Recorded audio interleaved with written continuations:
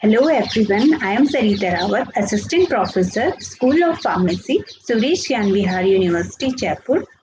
Today is our next lecture of pharmacology. Today's topic is appetite stimulant and suppressant. So, basically, all of you know about the appetite. Appetite is the desire to eat food and something to due to hunger. Okay, so appealing food can stimulate appetite even when hunger is absent. Although appetite can be like generally reduce the satisfactory, so appetite exit in all higher life forms such as like severe in the regulate of adequately energy intake to maintain the metabolic need. So it is regulated by a close interplay between the digestive tract, adipose tissue and the brain. So we can say a person may be eating like food if they are not hunger, but when they are suffering from some appetite related problems, so it may also lead for the obesity and various type of disease also. Appetite has a relationship with every individual behavior, so it is very different in person to person. So learning objective of today's lecture is introduction of appetite, appetite stimulant and suppressant, basic introduction, drug used for appetite stimulant, drug used for appetite suppressant, benefit of using appetite stimulant and suppressant. And learning outcome of today's lecture is you are able to identify the range of drugs that are used to for appetite stimulant and as a suppressant. So you are also able to report the clinical applications, side effect, toxicities related to appetite stimulant and suppressant, and also benefits of using appetite stimulant and suppressant. So firstly, we will go through the basic introduction about the appetite. So as you know, appetite is the desire to eat food or flat as hunger, and appetite exit in all the higher life forms and serve to regulate adequate energy intake to maintain the metabolic needs. So it regulated by a close interplay between the digestive tract and adipose tissue and the brain. Okay, so appetite is different form of hunger. Hunger is our physical need to eat, but you can want to eat but not need to eat. For example, wanting to eat dessert after a big meal. So appetite is something like when you are feeling when you are already full, but you are having a need to eat something, a cravings for something, or you can need to eat but not want to eat. That is also another situation, that is also another, like we can say, disease or that is occur due to the appetite problems or disbalance between the regulating hormones. For example, losing your interest in food when you are stressed. When we lose lost stored fat, our body mounts a major response to connective energy and boost appetite, defying further weight loss and encouraging the results like Paddler Valley syndrome or hypothalamus syndrome. So, when you are stressed, appetite level may increase, and the result is an increase of food intake, or decreased desire to eat is termed anorexia.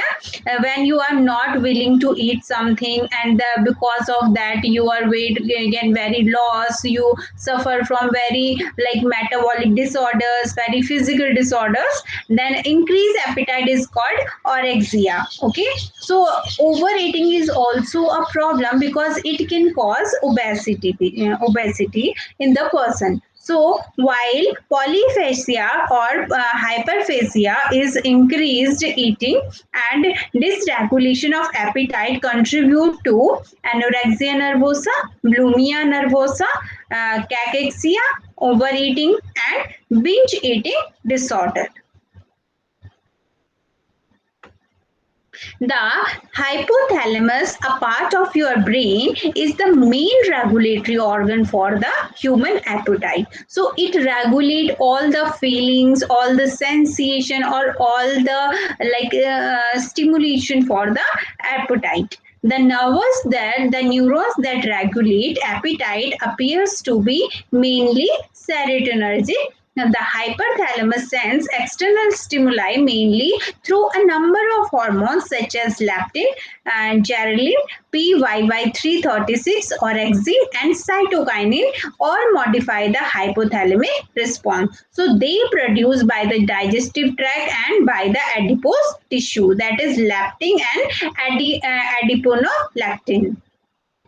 Now, if we talk about the systemic inflammatory mediators that play a vital role in your appetite, so they include tumor necrosis factor alpha like TNF and interleukins 1 and 6 and the corticotropin releasing hormone, that is CHR. They influence the appetite negatively, and their mechanism explain why ill people often eat less. So if any person is ill or suffering from any severe disease, suffering from some stress related problem, so they are very they are not willing to eat much. And then in addition, the biological clock such as which is regulated by the hypothalamus stimulates hunger also. So our biological clock role is very important in the appetite process from the cerebral loci such as from the limbic system and the cerebral cortex project the hypothalamus and modify the appetite. And this explains why in clinical depression and stress energy intake and can change quite drastically. So if any person is suffering from some stress, some kind of problem, it can also affect their appetite thing. Then appetite is regulated by a complex system of central nervous system and peripheral nervous system, so which interact in order to modulate the individual response to the nutrient ingestions. Like in peripheral regulation and central control, it is accompanied by the several factors including the neuropeptidogenic receptors and monoaminogenic receptors and systems. Okay, so if we talk about the appetite stimulants, so they may help to promote appetite and weight gain in elderly patients, like traditionally weight loss or poor per oral intake.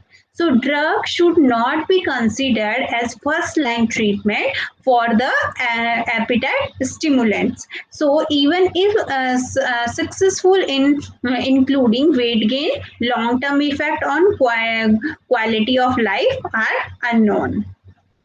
Now, appetite stimulant are the agent that promote the motivation to eat through action of physiological, neurochemical, metabolic, or endocrine process. Their action may increase hunger and the desire to eat, promote the anticipation of cravings for food, and enhance the hedonic response to the sensory properties of the food. They stimulate the appetite, they stimulate the need to be eat.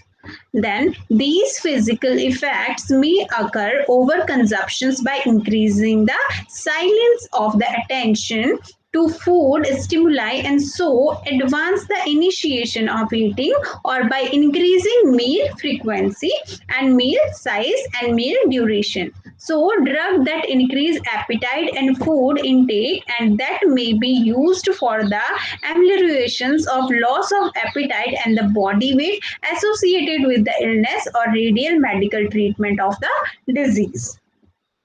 So in simple word, we can say appetite stimulants are used for increasing the diet frequency and increasing to enhance the food stimuli and initiation of eating food. Okay, in some patient and increasing the frequency of the meal or size of the meal of the patient.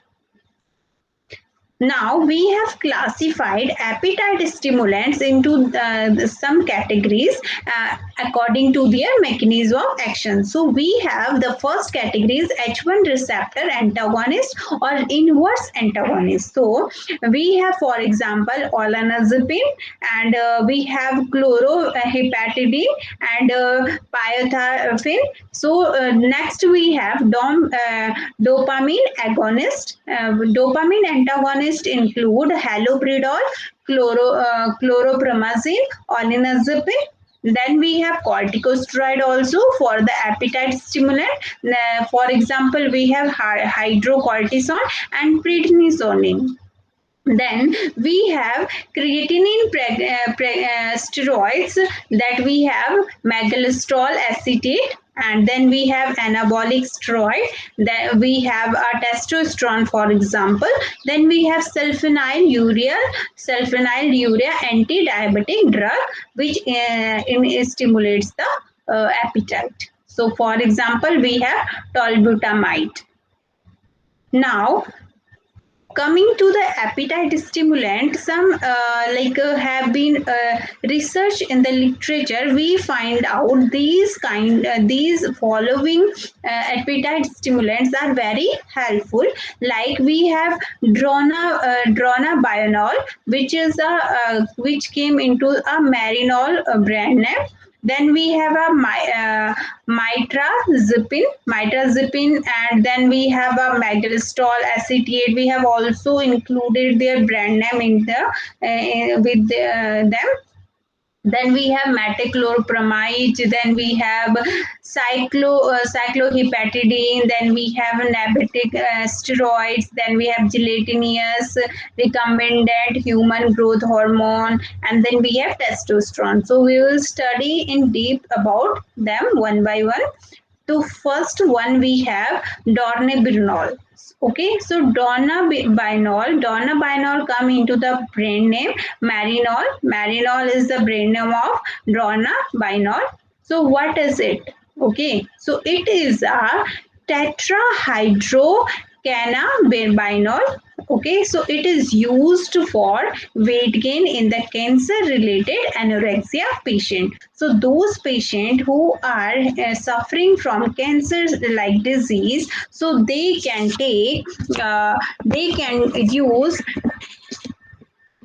use dronabinol for the treatment of anorexia related disease. The side effect of Myronol include lethargy, sleeplessness, and blurred vision. They cannot think clearly. They suffer from the dizziness, sedation, fatigue, and hallucination kind of problems while taking this disease. Okay, while taking this medication for the anorexia patient.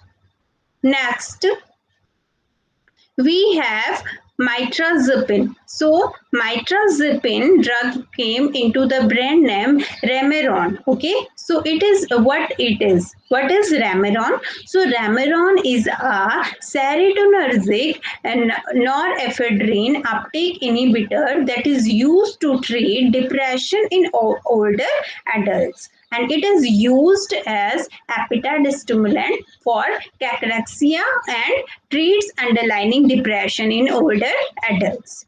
Side effects of Remeron includes sedation, dry mouth, constipation, fatigue, weight gain, dizziness, and other study also show cause of hepatotoxicity or bone marrow suppression, restlessness, leg syndrome, arthritia, and coagulopathy in the while they are taking Remeron for some underlying problems. Okay, so next we have megalostol acetate. Megalostol acetate come into the brand name Magac. Magac, what it is? It is a progesterone agent, and it is used for weight gain in anorexia, AIDS, and cachexia, and cancer patient. So the side effects include edema, constipation, and nausea, insomnia, gastric upset, intolerance, adrenal insufficiency, thromboembolic events, which we call thrombosis, and possibly death in elderly patient.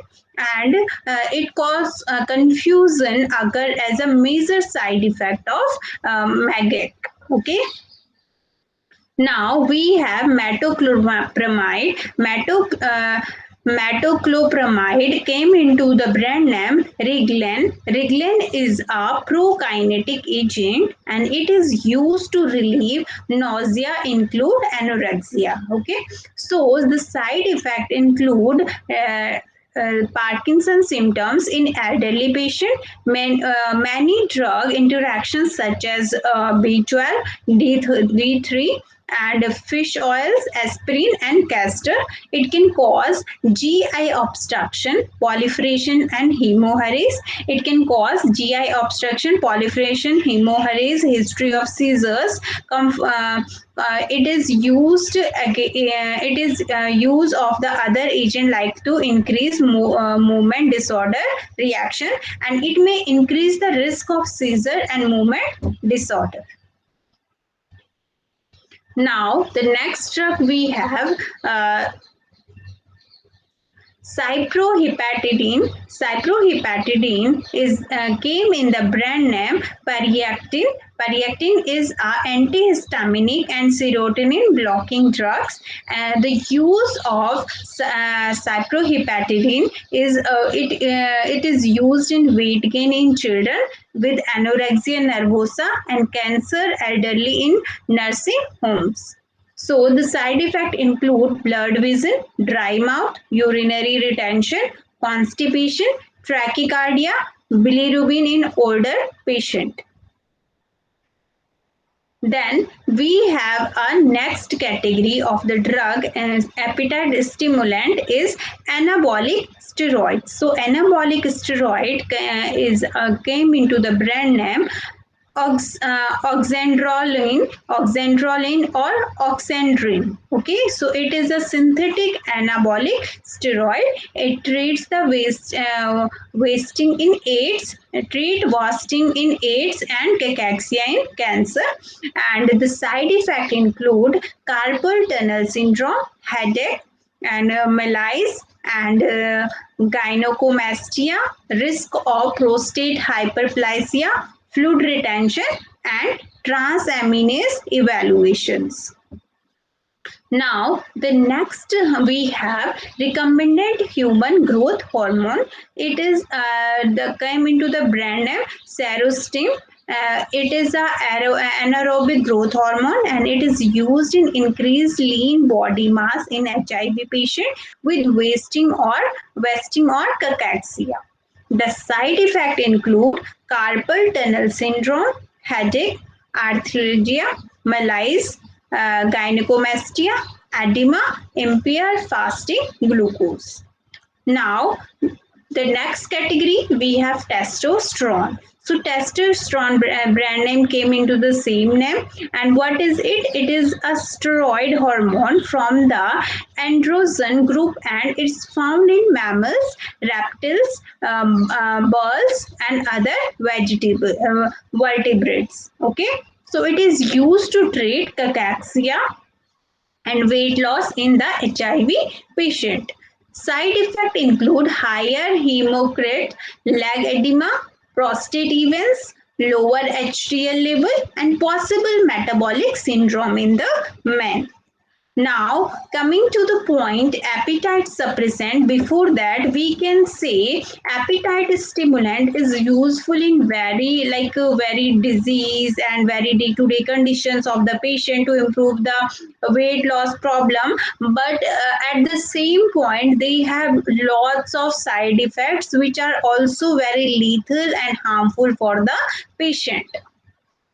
Now, coming to the point, appetite suppressant is a drug which reduces appetite and resulting in the lower food consumptions leading to weight loss. Okay, so medication classify as appetite suppressant act upon the body central nervous system, tracking the body into believing that it's not too hungry. And some example of precipitation appetite suppressant include benzoamphetamine, dihydropropine, mazinidol, and phentermine. Okay, so these medications generally come in the form of tablet or extended release capsules. Appetite suppression can be prescribed or purchased in the OTC, over the counter drug. Now, before that appetite suppressant, we have to know about the obesity, because many people take appetite suppressant to rid over the obesity problems. So, in the recent era, obesity is a good global problem.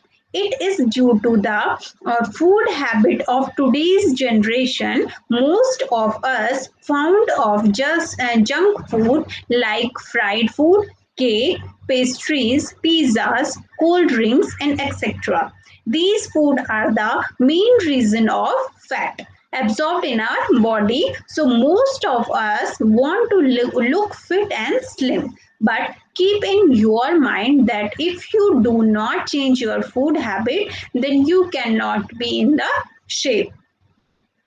Now, what is the basic cause of obesity? Okay, so while taking appetite suppressant for get rid of obesity, we have to know about the reason behind the obesity. So when we see it in a like flow chart, so first thing is it can be of a genetic factor and it can be of a environmental factor. So when we talk about the genetic factor, so it can depend upon the ancestors. Okay, and then when we talk about the environmental factor, it can be like a very other factor, like where you are living, what is your day to day life, which kind of food you are intaking, what is the your cultural and social economic status, and what is your physiological aspects. Okay, so it is regulated by neuroendocrine regulation. So if we talk about the genetic factor, it has a hormones, neurotransmitter, enzyme, and receptor. And when we talk about the environmental factor, it includes psychological aspects, cultural and socio-economic aspects. Then it is then also depend upon the energy intake, how much energy you are taking and what is your energy expenditure. Okay, the amount of energy you are taking is expending or not. Okay, how much amount of energy you are using. So next, it depend upon the total calorie count consumption of the diet and resting metabolic rate, thermogenesis, and physical activity. So if you are taking more energy but you are not expending it, so it will make a cause behind obesity. So there are two different type of weight loss supplement. The first one is fat binders. The second one is appetite suppressant. Now, what are fat binders? Fat binders reduce the amount of fat absorbed in your body, and it clearly binders have many advantage. For example, a person can continue to lose weight while still eating large meals. Fat binders will help eliminate some of the excess fat, but this might not always be effective. Then, what are the appetite suppressant? Appetite suppressant are helping the brain release chemical which affect appetite. These supplements are ideal for people those whose goal is to cut down the food intake. Now we have classified the appetite suppressant into the different categories. The first one is central acting adrenergic agent. So we have bensphetamine and phenetramine, diphenylpropene and mazidol. Then we have phenylpropanolamine, and then the another category we have serotonergic agent that include fluoxetine and fenfluramine. Then we have adrenergic serotonergic agent, that is salbutramine. Okay. So coming to the appetite suppressant, reducer hunger through affect certain neurotransmitter to decrease appetite. They increase the heart rate and blood pressure. So that is also the main problem to take the appetite suppressant, because it can cause various other disease also, or where it can make very harmful effect to the person also. It increase the serotonin and catecholamine level in your body. If we see the side effect of appetite suppressant, it can cause blurred vision, dizziness, dry mouth, sleeplessness, irritability, stomach upset, or constipation. May occur the first few days as your body adjusts to the medication. Or if these effects persist or become boresome, uh, inform your doctor and notify your doctor if you experience chest pain, nervousness, pounding heart, difficulty urination, mood changes, breathing difficulty, swelling, and if this medication makes you dizzy or lightheaded, avoid driving or engaging in activities required alertness. Now we will see the some of the drug of like in detail about the appetite suppressant. Like we have an example of bensphetamine. So bensphetamine is a stimulant that is similar to an amphetamine. Bensphetamine is an appetite suppressant that affect the central nervous system. Bensphetamine is used together with diet and exercise to treat obesity, we can say overweight. Bensphetamine is dextroamphetamine in which the hydrogen attached to the amino group and substituted by a methyl and a benzyl group. A symptomatic agent which properties similar to the dextroamphetamine, and it is used as its hydrochloride salt in the treatment of obesity, and it has a role as a sympathomimetic agent, a dopamine uptake inhibitor, an appetite depressant, and adrenergic uptake inhibitor. It is a tertiary amine and a member of amphetamine. Now, bensphetamine, a phenylalkylamine, is related to amphetamine both chemically and pharmacologically. It is an anorectic agent indicated in the management of exogenous obesity as a short-term adjuvant. A few weeks, it can only take for the few weeks, not for the long term, and in a regimen of weight reduction based on the caloric restriction. Bensphetamine is a sympathomimetic amine with pharmacologically active similar to the prototype drug of this class used in obesity, the amphetamine. Action included CNS stimulation and evaluation of blood pressure. Tachyphylaxis and tolerance have been demonstrated with all drugs of this class in which these phenomena have been looked for. Now, the next drug we have dexfenfluramine. So, dexfenfluramine is a serotonergic and anorectic drug. It was for some years in the mid 1990s, approved by the US FDA, United States Food and Drug Administration, from the purpose of weight loss. However, following multiple concern about the cardiovascular side effect of the drug, such as approval was withdrawn. Okay, so this drug has lots of side effect also, so it is reduced from the market and it is used to treat diabetes, obesity. Dexfenfluramine decrease the caloric intake by increasing serotonin level in the brain synapse, and dexfenfluramine act as a serotonin reuptake inhibitor. It also cause release of serotonin form and synaptosome. Now, what are the benefits behind taking appetite suppressant? So, these supplements have a high quality of fibers. They are natural and simpler means to lose weight. It removes the toxins of the body and it helps in the adding a new glow to the skin, and they are helpful in curing health and skin issues like acne, gastric trouble, obesity, and very others. Now, the key point of this lecture is appetite control is complex process of pharyngeal GIT and central nervous system mechanisms. Many gut hormones and pancreatic hormones play a role in appetite regulation. Adipose tissue also play a significant role in endocrine organ, and many plant and herbs have long been used to modify the appetite, and we are only now leading how they act on the human physiology.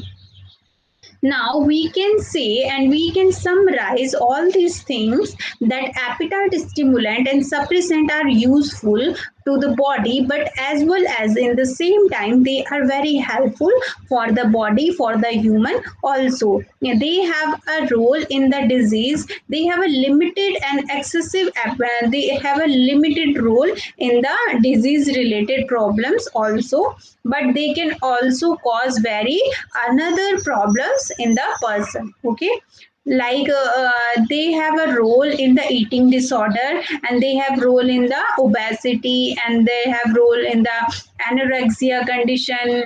When we talk about the like stimulation and suppression pharmacology, so we see the suppression, they can, the mechanism behind the appetite suppression is the they control the appetite and are a potential target for the weight loss drug, and the appetite control mechanism seem to be strongly conducted underlining, and where they appear weak to control the overeating of a person. So a more recent addition, like very other like new drugs are also included in this category, but they can cause lots of side effect to the patient, and they can make the patient condition more worsen while the patient suffer from their side effect. Now, coming to the question answer part, I have concluded some questions for you regarding to this lecture. So you can easily answer them while going through the whole lecture. So the question includes, what is an appetite suppressant? If I take appetite suppressant, can I eat whatever I want? Can't I just buy some appetite suppressant at OTC? What is phentermine? Are appetite suppressant that best way to lose weight? What is an appetite stimulant? What are the benefit of appetite stimulant? What are the side effect of appetite stimulant? What are the adverse effect of appetite stimulant? And give some common example of appetite stimulant. So as you know, we have covered all these like topics in our lecture, and you can easily answer these questions while going through the whole lecture. Okay. Now, when we talk about the what is the best appetite stimulant, Okay, so it depends upon the patient, how the patient condition is, and how they lost their appetite, how the problem they are suffering from, and they are very other reasons, or we can say there are very other factor depend upon the patient while anyone is taking appetite stimulant or suppressant for any kind of disorder. Now, when we see some kind of hormones or drugs that increase the appetite, they also can occur many kind of side effects. Now, when we talk about stimulants in detail, so we have an they are a drug, they can include a drug, a hormone, a compound that increase your appetite and may include the hyperphagia, and in this can be a medication or naturally occurring neuropeptide hormones such as like your oxytocin and neuropeptides, so which increase your hunger and therefore they sorry they enhance the food consumption, usually appetite enhancement in consideration or undesirable side effect. They can also cause undesirable side effects anorexia, overdose, cancer, aids, and they are widely used with it, which can cause a boost in the appetite. Now uh, like when we talk about the obesity, lots of people are nowadays suffering from obesity. So obesity is mainly various heredity problems, and the eating disorder also can cause the obesity, or the kind of your social life and your day to day life, it also include in your obesity thing. Okay, so this is all about the your appetite stimulant and appetite suppressant. Now we talk about some references where I taken this information. So the references I preferred is Basic and Clinical Pharmacology by Baritum, and then the Pharmacological Basis of Therapeutic by Louis Stanford of Goodman, and then KDT Tripathi, already a very important book for the medical pharmacology. And then I have taken some part from the clinical pharmacology by Katzam, and then some of the information taken from the textbook of medical physiology, Guyton, 11th edition. Now, this is all I have summarized from these references. So, I hope you have taken a good knowledge about the appetite stimulant and suppressant, what is appetite. Basically, now you are able to classify between what is appetite stimulant, what are appetite suppressant, and what are the medications that increase the appetite. Like we have magastrol acetate, ondansetron, and dorinibinol. So these drugs are already FDA approved drug for appetite stimulants, and some other medication like they have the lots of side effect, so they are removed from the marketing, and their use is very limited. And we have some hormones also, some hormones which act as a appetite stimulants, like we have a ghrelin is a hormone that is produced and released mainly by the stomach, and with a small amount also released by the small intestine, pancreas, and brain. So Jarelin has numerous functions, that is terms in term of the hormone, hunger hormone. We also called it hunger hormone. So because it stimulates appetite, it increase the food intake and promote the fat storage. So some like in the patient those who are not able to eat properly, so these hormone disbalance also cause such kind of problems. So we can give them those kind of drugs, those kind of medication which work on the ghrelin hormones and which stimulate the production of this hormone. Then some people also they also think about that vitamin increase the hunger, increase the weight. However, the people differently in vitamin B12 notice like loss of appetite can cause by the vitamin B12 deficiency. So we can also take the vitamin B12 for increasing the hunger. Okay. Now some people say um, how appetite stimulant work. So when we see the appetite stimulant, it is a drug or hormone or compound that increase the appetite and may like include the hyperphagia, and this can be medication or by naturally occurring neuropeptide hormones such as ghrelin. So if we take the medication which increase the level of ghrelin productions or oxyrin, so they can increase the hormone. Okay, they can increase the way of hunger, they increase the hunger and they enhance the person to consume more food. So it can then increase the amount of energy, amount of weight in the particular person. Now I think this is enough for today's lecture. You can you if you want to know more about this lecture, you can prefer these books. Definitely I have concluded almost all topics about appetite stimulant and suppressant by in this particular lecture.